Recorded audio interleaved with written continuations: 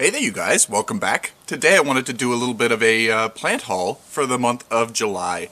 So these are all plants that I bought at local greenhouses, and I didn't do any online shopping this month because things were open, and it's so much nicer to go in and see and touch and feel all the plants and see which one works best for me, which one I like more, rather than sending away and having somebody else choose one for me.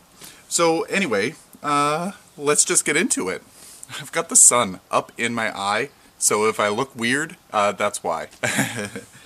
So first off, I actually went a little bit crazy with the Alocasia, the elephant ear group, because I thought that I would be limiting my collection, bringing it down a bit because I have a lot of big ones.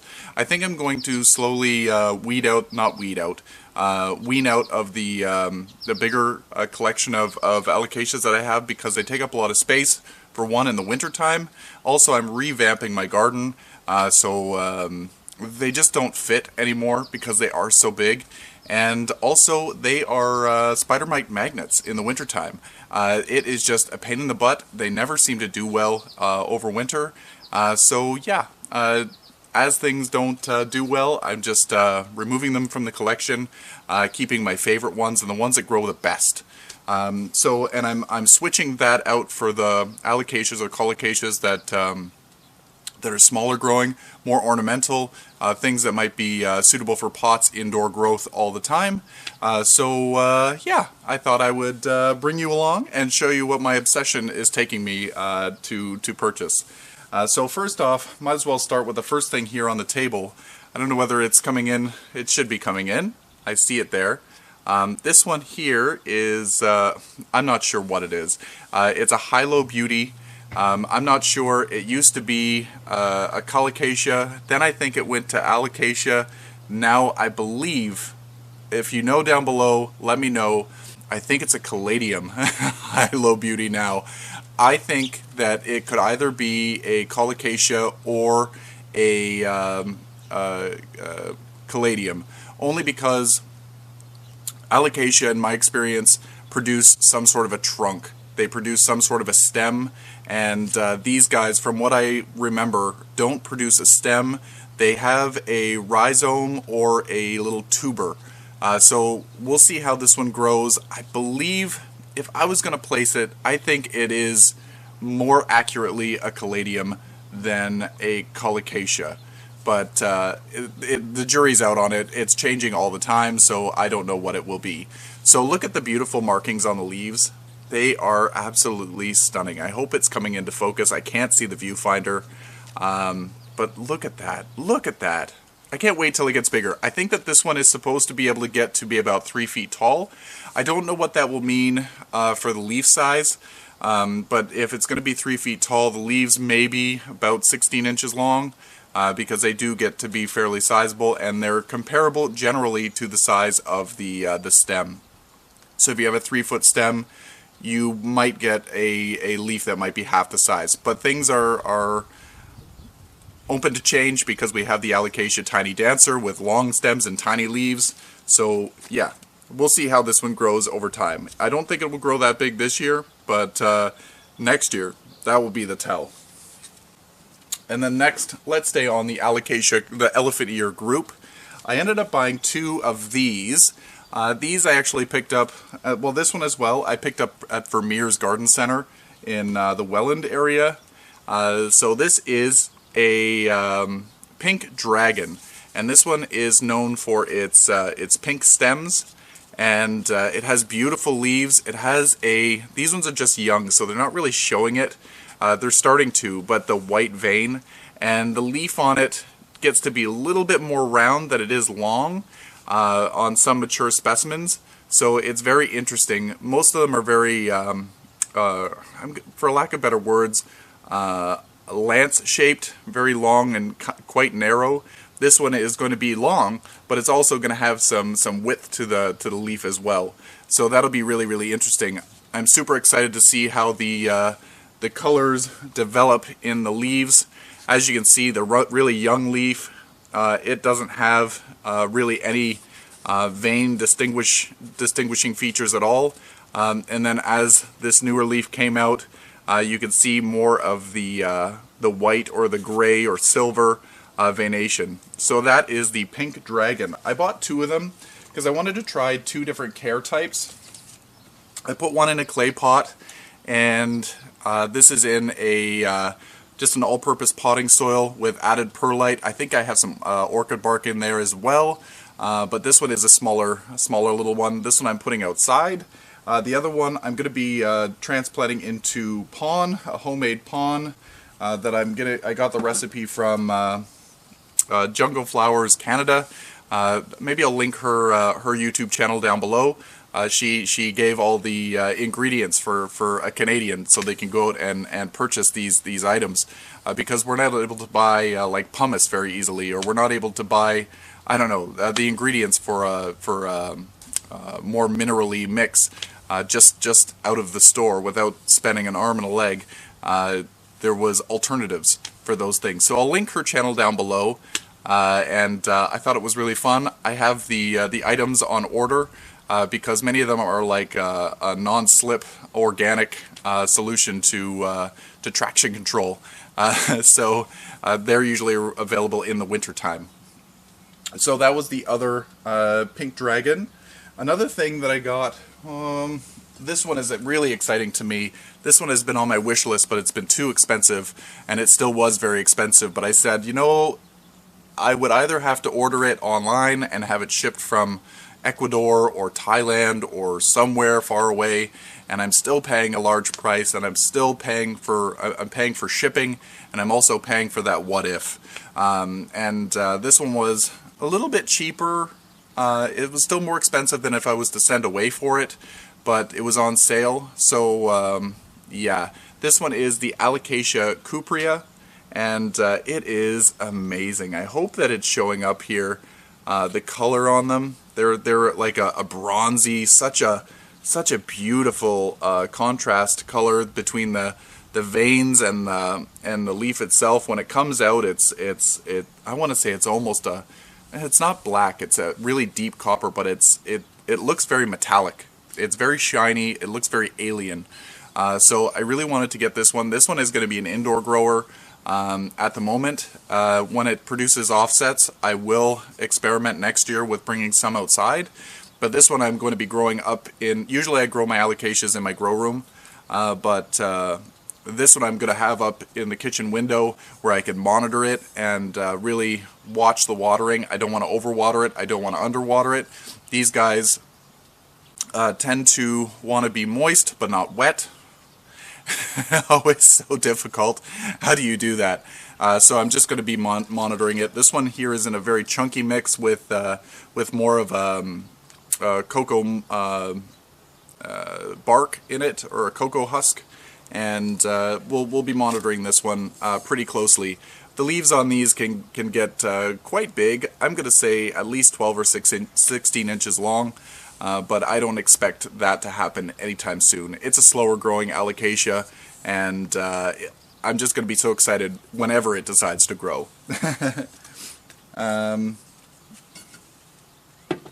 Next one here, let's go with this other exciting one. I don't know whether you're able to see the table from the angle again. I can't really see anything.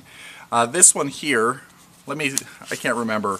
I think when I looked it up online, it said that it was also known as the Epipremnum pinnatum. It could go by 2 names. This is Raphaedophora decursiva, I think, dragon tail.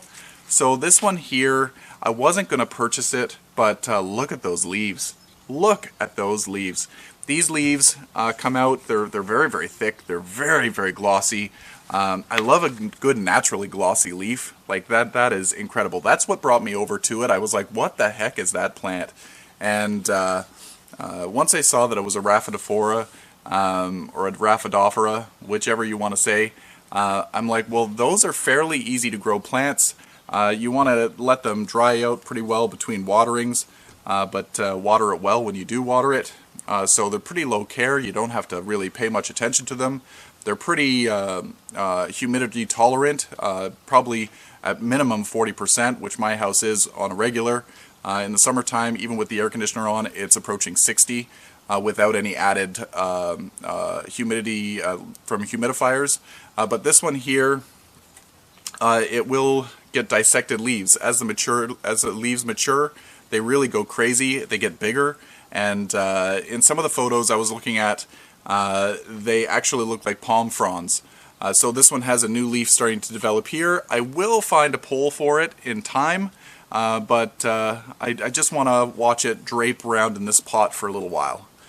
So this one was an expensive one. This one was very much an impulse buy, and yeah, it was those leaves. Those leaves are what really struck me.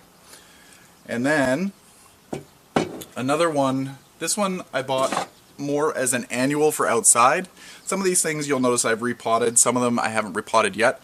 I'm trying to find the right pots, or maybe I'm going to switch it into that the Homemade PON in time when I get the ingredients. This one here is a Chrysandra, or I think it's called a firework plant. And I love these orange blooms. These orange blooms are spectacular. The leaves are super glossy. In my area, these are available more in late summer into fall, more into the fall time. And I think that they're just beautiful to add to things like an ornamental cabbage mixed planter, or with your kales, or the ornamental grasses. And yeah, they're just so beautiful. And so I put it in a pot all by itself, and I'm just grouping it with other things out on the front porch. In my area, this does do well in full sun, but if you have a really strong sun, you might want to give it some part shade. But I will prick these flower spikes back as they get really tall, and it will branch out and produce all kinds of new flower spikes or flower stems. And yeah, it's a really beautiful one. I do recommend it. It's an easy grower outside. I don't know how it would be as a houseplant, but if you have a really bright window, it might do beautifully. I know that they can get to be really full plants, and the dark green glossy leaves, kind of like a coffee tree. It actually might be a good alternate for a coffee plant. I'm not sure. Coffee plants tend to be a little bit more diva-ish inside, needing higher humidity, needing really good light, blah blah. This one might be a nice alternative if you like the dark green glossy leaves. If you like the glossy leaves, ZZ plant as well is a really good one, if you have not so great conditions. Okay, so what else is on this table? Let's go here. We'll do the succulents last. This here is, I hope it's the right one. This is a bird nest fern, just a little baby. A few months ago, you probably saw my haul video. I think it was in a haul video. I ended up buying the Crispy Wave one, and I don't really like the Crispy Wave, but I thought that this one might be the one that I wanted. There's one that has a slightly wider leaf of the bird nest fern. What is it? I can't remember the Latin name. It starts with an A. Anyway. It has a slightly wider leaf, and it's rounded on the top. These ones here are pointed, but it could be a juvenile form. And I just wanted to try it out to see what was what. They did have some of the ones that I wanted that had the wider leaf and the rounded top leaf edge. And it was in a 6-inch pot, and it was a little bit more expensive. It wasn't expensive by any means, but I'm like, I want to start small. And yeah, so I bought this one. Hopefully it's the same one. There's no scientific names on these pots. It just says assorted fern. So I do know that it's a bird nest fern, though. Alright. So then I found this one. This one was at Rice Road Greenhouses. This one was also at Rice Road Greenhouses in Fonthill. And this one here, the Raphaedophora, that was at Vermeer's Garden Center. This one here was also at Rice Road. This one was only $3.99. It is a string of spades. String of anything is hot right now. String of turtles, string of, I don't know, hearts, string of needles, string of dolphins, string of, I don't know. Everything is so hot right now. So these are really cool. I like these. I'm going to get a bunch of small hanging pots, and I'm going to put all my string ofs in them, and I'm just going to hang them from my curtain rods. to see them grow kind of together. I want to see which one grows best. String of Hearts is always a favorite. I have the Silver Glory, and I have the regular, and now I have this one, and I think I have something else. I can't remember. I have string of watermelons, and I have string of pearls, the variegated string of pearls. So we'll see how it goes. But these guys are a succulent by nature, so they want to be watered well when you water them, but then let them dry out pretty well completely, and then water them well again. So it makes a really, really nice, a nice plant. These leaves are so succulent. You can even feel the leaves too. If they feel a little bit thinner than normal, that's how you know that it needs a drink. And then off to this one. This one here, I love this one. I have a bigger variety of this. I don't think that this one grows as big as my other one. I hope I could say this right. It's Kellen Coe or Kalanchoe baronensis. I'll put the name down below because it is interesting. This one is called oak leaf, an oak leaf variety. So look at the lobes on that leaf. And I love the nice silvery green color on the leaf. It's just so perfect. I don't know, these guys like full sun, and I don't know whether they're a slow grower. This one is new to me, so I don't know whether this one is a slow grower in particular. The other baronensis that is a bigger one, it's slow-ish, but it does grow well during the growing season. I used to have that plant as a really tall plant, maybe 3 or 4 feet tall, and I forget what happened, but I ended up cutting it back, and I just saved some babies, and I started growing it from scratch again. So I forget why I did that. Maybe I didn't have space, I'm not sure. So these guys like to dry out completely between waterings pretty well. In the summertime you can water it a little bit more when it's actively growing and it's hot and it's sunny and it's doing its thing. But in the wintertime you want to make sure that it really dries out between waterings. Not to the point where it wilts, because that would be crazy, but you want it to dry out pretty well completely anyway. So these Kalanchoes are really low maintenance and really high reward. They're such a beautiful plant. Now we've got some Echeverias or Echeverias. These guys are one of my favorites to grow, but I always seem to kill them in the wintertime. So I need to work on my watering technique for watering these. I had one Echeveria or Echeveria. It was a lipstick or something. Oh, I can't remember the name. I'm at a loss. So this one here is a frilled one. I'm not sure the name of it particularly, but I think I've seen these. They look like a cabbage, and I love the light green with the pink-red frill around the edge. I can't wait for this to get big. I hope that it does this year. I'm starting to pot some of these up individually so that in the wintertime I can water them appropriately per plant. Because not all plants will want water at the same time. So if it's not in a group planting, it's easier to just take one out and say, you need a drink. So in the winter, you want to make sure that these guys get really dry and then water them really, really well. So they might need water once a month, but you also have to be careful that you don't get any crown rot. You don't want to get any water in the crown of the plant, in the leaves right there in the center of the plant, because it can cause rot. So I usually get rot on mine over winter. I don't think it's because I've been watering from above. I've been trying to water from below the leaves, or bottom watering in general with these guys. But I think it just didn't dry out enough, and then the roots rotted. So that's a real struggle with me and these plants. They also like to have a cool down in the wintertime. They don't want to freeze, but they want to cool down because they want to have a little rest. And this one here, I believe, is an Echeveria or an Echeveria. But look at those leaves. I saw this and I'm like, oh well, that's a perfect plant. That is just so beautiful. And same thing, you want to water them fairly frequently in the growing season during the summertime. They want high light. And in the wintertime, you want to really cut back the watering. I'm giving great advice, but I have had trouble. So they tend to collapse on me. Again, I'm working on my practices, but they're so inexpensive. It's worth just buying them every season to have nice pots of them around, because they're so easy to grow in the high light. In lower light, they can elongate as well. Don't mistake that for flowering, because the flowering looks like elongation as well.